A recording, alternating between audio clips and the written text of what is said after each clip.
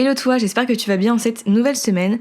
Aujourd'hui, je voulais qu'on se pose et je voulais te parler du fait d'être autodidacte et entrepreneuse. Alors, pourquoi cet épisode ? Parce que tout simplement, on me demande très souvent quel parcours j'ai eu, qu'est-ce que j'ai fait pour devenir graphiste et illustratrice, est-ce que j'ai suivi une formation particulière, etc., etc. Donc, l'objectif du jour, c'est qu'après avoir écouté cet épisode, je veux que si toi tu es autodidacte, tu n'aies plus peur de rien, peu importe ton métier, et que tu aies confiance en tes compétences. Donc ça va bien faire le lien avec l'épisode précédent sur le syndrome de l'imposteur. Mais voilà, donc on va parler de mon parcours, des avantages d'être autodidacte, parce qu'il y en a plein, des idées reçues que j'entends souvent, etc. Mais d'abord, si tu as le temps et l'envie, n'hésite pas à me mettre une note si tu es sur Apple Podcast notamment, ça serait super cool. Bon allez, je ne te fais pas attendre plus longtemps, c'est parti.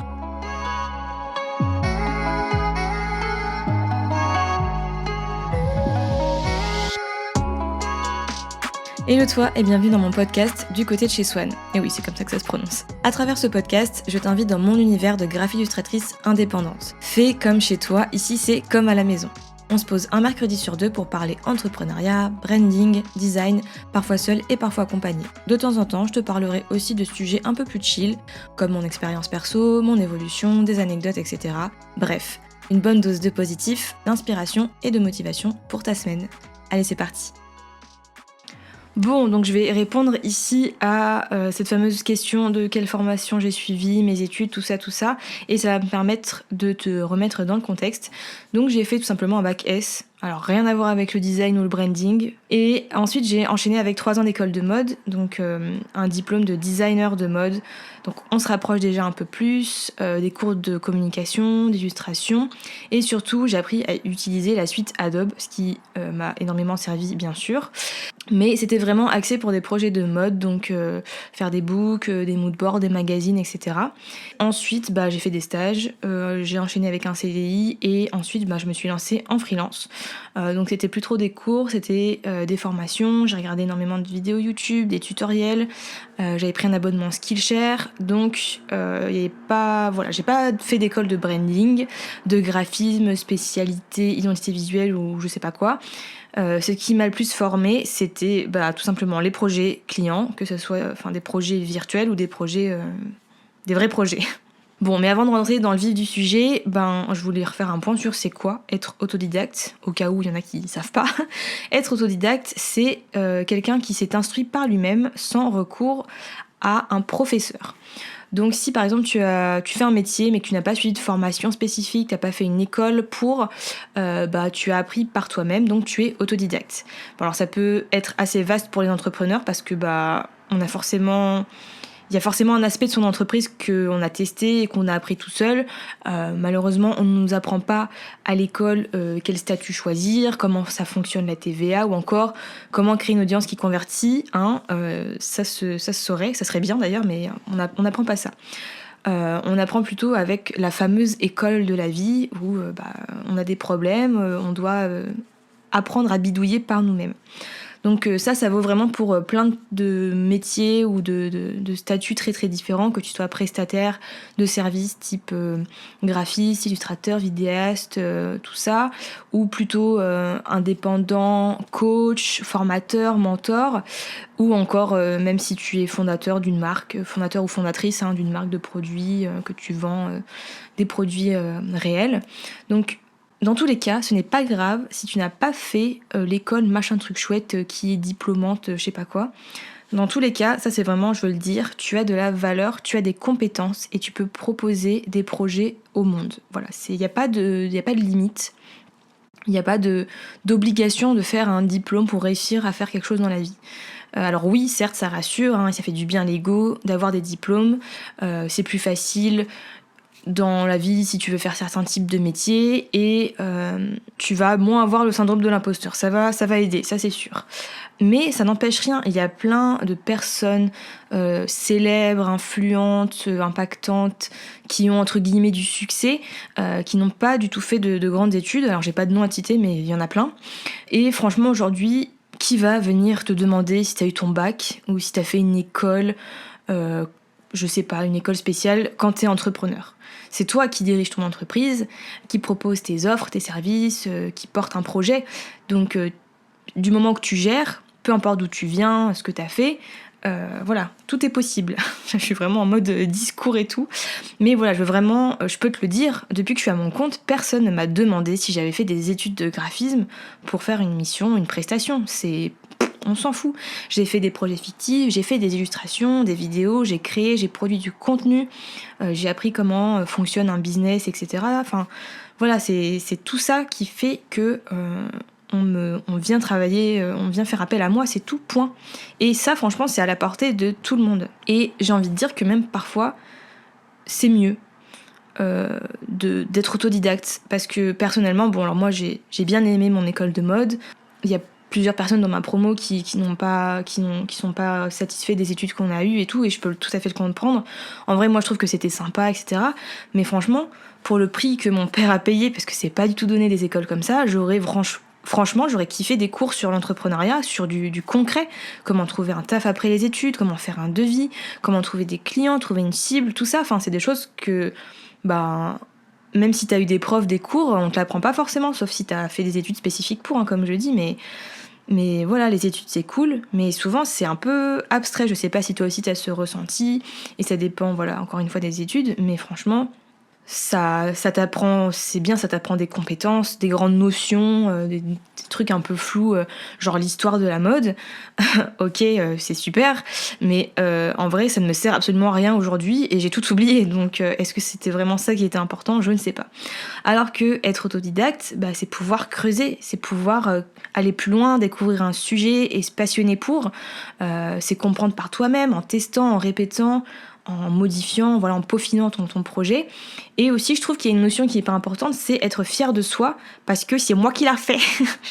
J'aime bien cette façon de parler là, mais quand je réussis à faire quelque chose, tu vois, je me fais une tape-tape, une petite patte-patte dans le dos, je me félicite moi-même et je suis là, c'est moi qui l'a fait. Je suis fière, tu vois.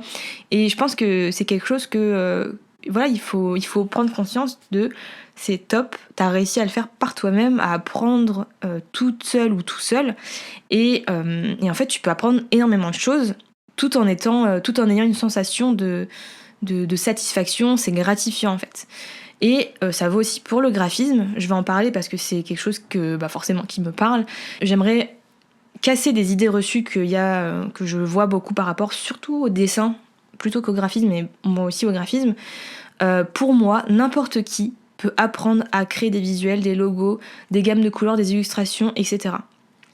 Je le répète, n'importe qui peut apprendre à faire tout ça. Je veux le crier au monde entier. On ne naît pas avec un pinceau ou une tablette graphique dans le cul. Pardon pour l'expression, mais franchement, j'en peux plus de ces a priori. Les gens qui me disent « Ah ouais, non mais moi j'ai pas ton talent, je saurais jamais faire ça, ah, moi je saurais jamais dessiner comme toi, ou j'en sais rien, ou être créatif comme toi. » Alors, je vais le dire, je ne suis pas plus divine ou plus talentueuse, je ne sais rien, que toi. N'importe qui peut y arriver. Alors peut-être que j'avais des sortes de prédispositions, peut-être que c'est plus facile pour moi, mais il faut pas croire, j'ai dessiné toute ma vie. Depuis que je sais tenir un crayon, je dessine. Mon père a des cartons remplis de papier brouillon qu'il ramenait de son travail où je dessinais. Bon, c'était absolument affreux, mais je n'ai fait que ça. J'ai regardé des heures et des heures de vidéos sur YouTube pour apprendre. Je me suis entraînée, toutes mes copines du collège, lycée le savent, je ne faisais que, je vivais pour les mangas, je dessinais manga, je pensais manga. J'ai utilisé des dizaines et des dizaines de carnets à dessin, des calques sur Photoshop, je ne les compte plus, des crayons, de l'encre, voilà. C'est de l'entraînement, il y a pas rien ne tombe du ciel, c'est pas des trucs voilà, on n'est pas comme ça en mode Picasso où on sait tout faire, c'est de l'entraînement, c'est tout. Il y a que l'entraînement, les gars. Genre vraiment, je veux le dire. Et même, peu importe ton métier, si tu es, comme je disais, si tu es coach, etc., tu ne nais pas coach, tu apprends, tu expérimentes avec tes clients, tu enchaînes les heures de coaching, etc. Si tu as une boutique en ligne, c'est pareil, tu ne sais pas directement comment faire les commandes, comment gérer le service client, le customer care. Voilà, il y a plein de choses comme ça et c'est à la portée de tout le monde, il suffit d'apprendre et de s'entraîner. Donc pour revenir au graphisme, toi aussi, tu pourrais très bien faire ce que je fais. Alors pas pareil, pas exactement de la même façon, peut-être pas avec le même processus et le même résultat au début, forcément, ou même, voilà, ça prend forcément du temps, mais c'est possible, tu peux apprendre. Et notamment, je sais pas s'il y en a qui ont suivi, mais donc j'ai lancé récemment l'offre co-branding. Donc là, pour l'instant, c'est fermé puisque j'ai une participante que je suis en train d'accompagner pendant cette semaine. Mais l'objectif de mon offre co-branding, c'est justement ça, c'est de partager mon processus créatif pour que tu puisses apprendre par toi-même. Bon, du coup, en vrai, c'est un peu comme si j'étais professeur, entre très très gros guillemets, du coup, je sais pas si c'est vraiment être autodidacte. Mais vu que moi, dans ma tête, j'ai plus un rôle d'accompagnatrice et de conseillère que de vraiment professeur. Voilà, pour moi, il y a une forme aussi, pas totalement d'autodidacte, mais toujours cette sensation de faire par soi-même et d'être fier du résultat qu'on a fait par soi-même en suivant les step by step, le processus de quelqu'un. Donc voilà, je voulais vraiment revenir sur ça et je trouve que c'est hyper important de remettre les points sur les i par rapport à ça et que le graphisme, que n'importe quel domaine est à la portée de n'importe qui. Sinon, pour te partager un petit peu là par rapport à co-branding, je suis en pleine réflexion, en ébullition d'idées pour rendre ce programme encore plus ouf en 2021. Donc voilà, comme je dis, stay tuned, reste dans les parages, reste connecté. Je vais en parler dans les semaines qui suivent. Bref, je vais m'arrêter là pour aujourd'hui. Je pense que j'ai pas mal parlé, je me suis bien enjaillée toute seule devant mon micro. Mais pour faire un point, c'est tout simplement que vraiment le fait d'être autodidacte, ce n'est pas du tout quelque chose qui pénalise, ce n'est pas une mauvaise chose. Au contraire, ça peut apporter plein de très belles compétences, de qualités et la satisfaction d'apprendre par soi-même et de se former tout seul comme un grand ou comme une grande. Donc voilà, n'aie pas peur si tu es à ton compte et que si tu es entrepreneur ou entrepreneuse et que tu as appris par toi-même, c'est très bien et tu as de la valeur, tu as des conséquences, oui tout à fait, tu as des compétences et tu peux avoir de l'impact même si tu n'as pas fait la grande école à 100 000 euros. Donc voilà, c'était ça et c'était surtout le fait que n'importe qui peut le faire. Je ne suis pas plus compétente que certains ou certaines d'entre vous, on est exactement pareil, on est nés pareil, on est des êtres humains. Donc voilà, tu peux le faire, je crois en toi, tout est possible, donc voilà. Qu'est-ce que je voulais dire sinon, j'espère que cet épisode t'a plu. Si tu veux partager tout ça, et si tu veux me soutenir à ma façon plutôt, ce qui serait trop cool, c'est que tu fasses aussi, en plus de mettre une note sur Apple Podcast, de faire une petite story Instagram, parce que moi je suis très active sur cette plateforme-là, ce réseau social. Et si tu fais une petite story, n'hésite pas à me taguer et à montrer que tu es en train d'écouter l'épisode du jour. N'hésite pas à partager ce podcast autour de toi. Si tu as des potes entrepreneurs, entrepreneuses qui ont des super projets, qui ont envie de changer le monde, qui ont envie de changer les mentalités ou autres, peu importe, et qui ne disent qu'ils ne sont que autodidactes, entre guillemets, je fais des guillemets avec mes doigts mais tu ne me vois pas, envoie-leur cet épisode et dis-leur que on s'en fout. Voilà, en tout cas, je te souhaite une très très belle semaine. Comme d'habitude, n'oublie pas que chaque individu peut avoir un énorme impact sur le monde. Donc n'oublie pas de rêver en grand. Et sur ce, je te dis à très vite. Salut!